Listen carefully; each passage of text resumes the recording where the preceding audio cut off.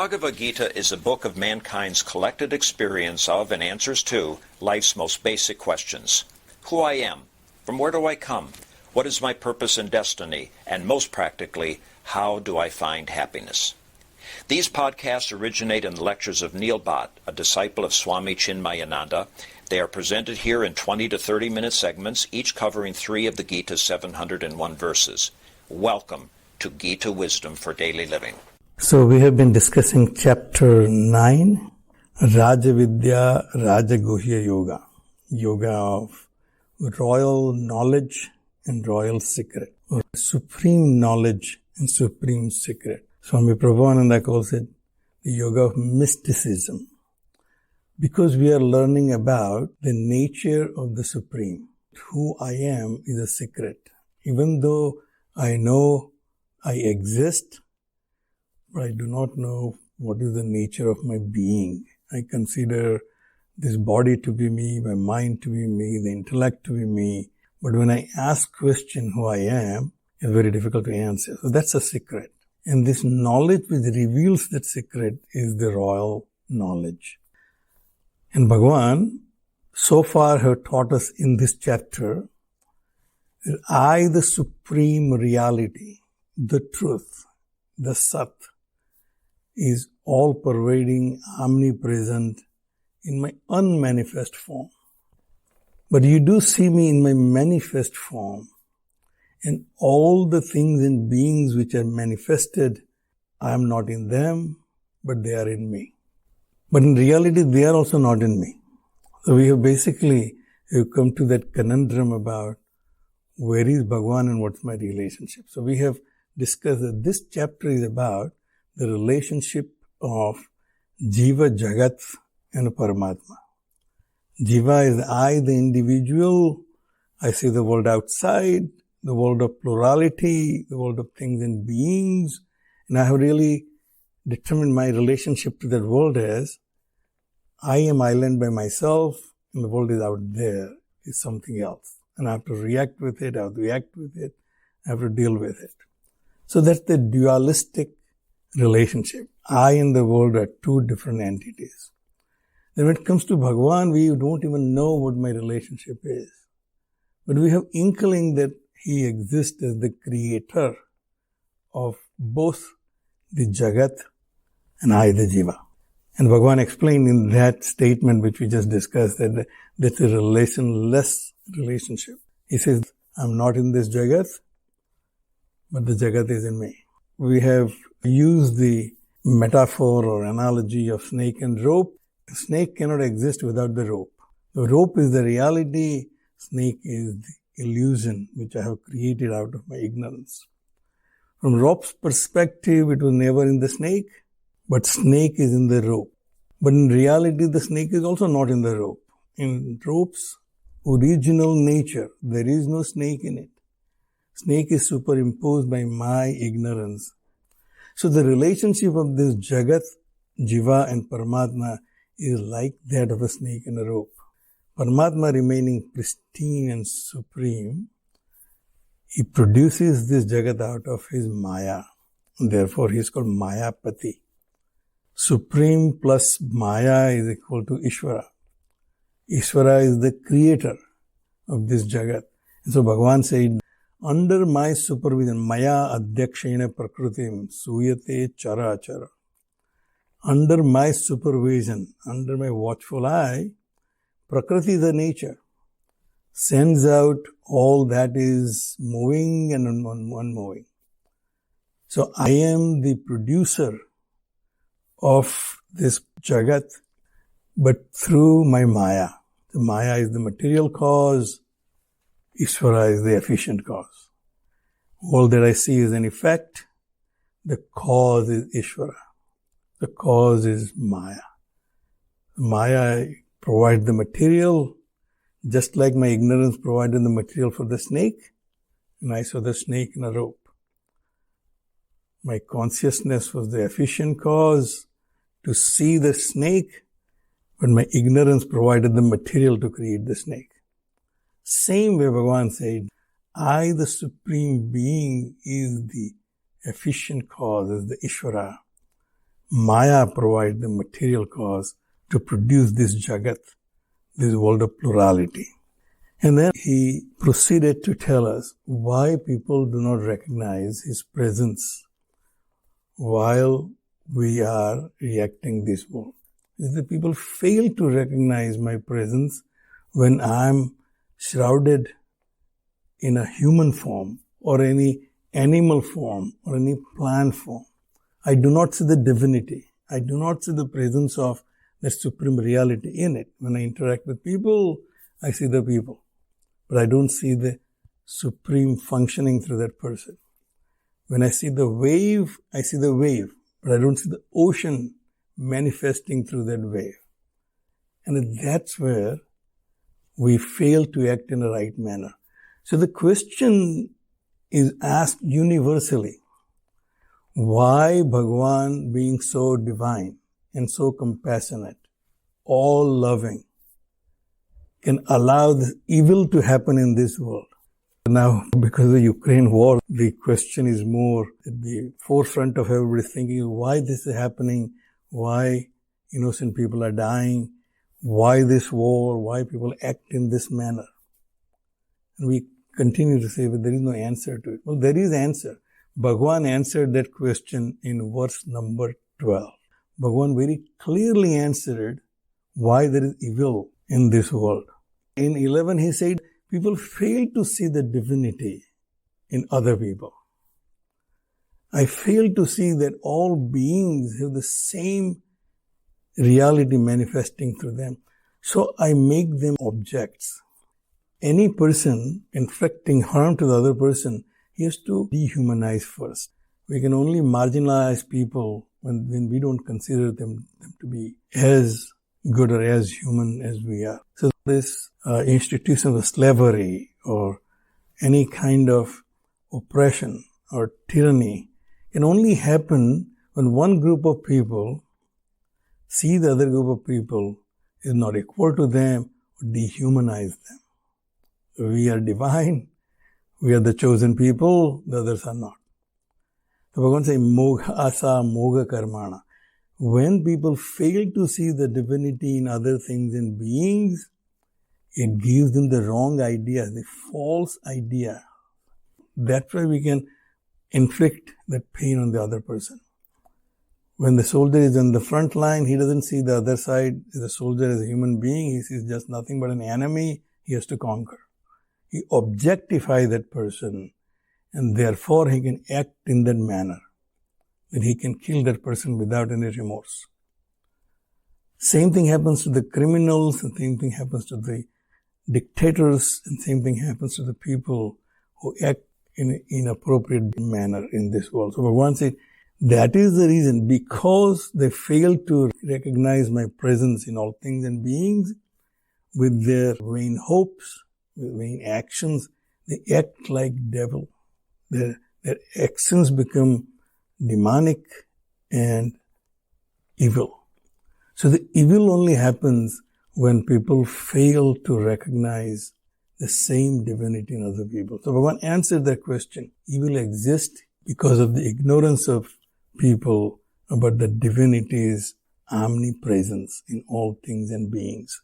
In contrast to that, the Mahatmas, the great people, great souls who recognized the divinity in others, they constantly think about me. Because they realize nothing exists other than that divinity. All names and forms are His. Everything I see is nothing but His presence, and therefore they act in a very different manner. They constantly remember me. So then we have seen the various ways people worship the Lord. So some people constantly thinking about the Lord, whatever they do, they realize it. Then there's Gnana Yagnena Cha Api Anya. And then there are others who by that spiritual knowledge, having that knowledge, they realize the unity in diversity. And therefore, they cannot act in a wrong way. This is the reason for acting in a right way, and the other one was ignorance was the reason for them to act in an evil way. And then Bhagavan continues and says, I am in everything that you see. Not just beings. Don't misunderstand that I'm only residing in the human beings or sentient beings.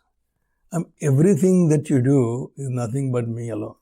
There is no other existence other than my own existence. So, Bhagavan continued and said, I am everything that makes yajna possible. The one who is performing yajna, the sacred fire, which is there to receive the oblation itself, every activity that I perform, all that requires for that activity, the actor, the field of action, and the instrument of action is nothing, Bhagavan said, but me. As we have discussed last time, it's like an ice sculpture. Everything in the ice sculpture is nothing but ice only. So Bhagavan has explained that these are the various ways people can recognize my presence. Tapami aham, varsam nigrunami utsrujami cha, amrutam cha eva mrityuha cha, sat asat cha aham Arjuna. So we have seen everything that is sentient, the moving and unmoving is me. Everything that creates any activity is also me. Now Bhagavan says all the phenomenal forces are also me. Tapami aham. As sun, I heat this world. We know that we all came from Big Bang. The world was not there. The universe was not there. There's nothing but singularity. It exploded into Big Bang. Then the galaxies were formed, then stars were formed, the planets were formed. Then comes Earth, then comes life, ended with my existence. So I can trace my existence all the way down to the Big Bang. But here Bhagavan said, if you personify the sun as me, then I heat this world. Tapami aham. Without that heat, we all will die, obviously. There is no energy on this planet other than solar energy. Every other energy we use is nothing but 2 steps removed solar energy. So Bhagavan said, Tapami aham, I heat this world, give life to this world. Varsam nigruhanami utsrajami cha. Also, I withhold and send rain. So the phenomena of heat and rain, which is very common to us, Bhagavan said that's nothing other than my own presence. Nothing other than my own self. Amrutam cha eva mrityuha cha. And the mortality, also the death. So the 2 realities I know in my life. My life as I exist and death. As somebody said, death and taxes are the 2 sure things in life. So death is a reality, so is my life. When I exist, Bhagavan said, Amrutam, that which remains after I die is immortality. Something that does not change even at my death is immortality. Bhagavan said, I am that, but I am also that which dies. That which dies is my body. Bhagavan said, that's also me. That which I see as existence is also me. That which I see as non-existence is also me. Sat asatcha aham Arjuna. Arjuna, I am Sat, the truth, that ever-existing entity. Sat is something which exists in all 3 periods of time. Past, present and future. Or you can say, Sat is that existence which exists during my sleeping, dreaming and waking state. That which remains constant in all throughout these 3 is Sat. Asat is that continues to change. I as the waker become dreamer, and then I as the dreamer become sleeper. And life continues. But that changing entity, Bhagavan says, also me, and the unchanging entity is also me. Sat is me, Asat is me. Sat is the cause, for Asat the effect. Asat is that which changes. That has temporary existence is Asat. That which exists temporarily is also me. That which exists permanently is the cause for this Jagat is also me. This Jagat is temporary, it continues to change. It does not exist in the same manner in two different times. One of the Greek philosophers says, you can step into the same river twice. Because as soon as you step in the river, the water flows away. Next time you step into it, there's different water. Because Jagat is constantly changing. Therefore, it is asat, mithya. And the next two verses change the meter. The most of the Bhagavad Gita is in anustup chand meter, and several verses in tristup chanda, tristup meter, which is longer meter. The reason may be very obvious, that Bhagavan, when wants to get some attention, he uses a different meter, or he wants to say something, pack more words into that sloka. Therefore, he uses a meter which packs more words into it. But one way or other, it gets our attention. So the next two verses, Bhagavan describes that there is one way we have discussed that these Mahatmas worship me, knowing fully well that this reality which we call Supreme Being, Ishvara, Brahman, is one and the same, pervades everything. However, there are people who worship me knowing that I'm almighty and can fulfill their desires. He said, that's perfectly okay. Traividya mam somapaha putapapa yagnaihi ištva swargatim parthayante te punyam asadya surendralokam asnanti divyan divi deva bhoga. So literal translation is the knowers of the three Vedas, Traividya, knowers of three Vedas. You have to continue to make note that Bhagavan Vedvyas is only referring to three Vedas, not four Vedas. But it says those who are the knowers of those three Vedas, with all these rituals to achieve highest standard of living is in three Vedas. All those rituals, you want this, you have to perform this, you want to achieve Swargalok. Swargalok used to be in Vedic period is the highest destination. This is what you are trying to achieve, is to go to Swargaloka, from this Mrityuloka. Traividya, those who know those three Vedas, they know exactly the instructions and injunctions in three Vedas. Somapaha, who have taken the somras. In other words, they have concluded all those rituals and taken the prasad in the end. This soma is the prasad. Putapapa, they are purified of their sins. So they are good people working as per the injunctions of the Shastras. They have performed their actions. They are purified of their sins. Yagnaihi ištva swargatim parthayante. They are worshipping me through yagna to achieve swarga. Swarga is their goal. Te punyam asadya surendralokam asnanti divyan divideva bhogan. Achieving the divine loka of Indra. They enjoy these divine pleasures. So, all successful people in this world, they fall in that category. They have done everything which is right. They have made all the efforts. They have paid their dues. They had goal in mind. This is what I want to achieve. And they achieved it. And they are enjoying the fruits of their actions. People like Bill Gates or Elon Musk or Jeff Bezos, which we can identify with them. But every successful person can vouch for it that that's how he went to that Indralok, which he considered as his success. By working hard, following the rules, completing all the tasks, achieving what he wanted to achieve, and he achieved that. But then Bhagavan said, then what? So the next verse says, Tetam bhaktva swargalokam vishalam. They're enjoying these vast pleasures of the Swargalok. As I said, the goal was to achieve Swargalok. I paid my dues. I did exactly what's supposed to have been done. Now I achieved it. I'm a successful person. Now I'm enjoying the fruits of my success. Kshine punye martilokam vishanti. When the punyas are exhausted, the efforts which I put in have bore fruits.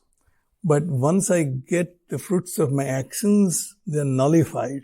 I did something, I get paid. So the account is equal. When that balance is exhausted of my punya, of my actions, martilokam vishanti, I have to start all over again. So just think about it. All the successful people who build their empires, what will happen when they die?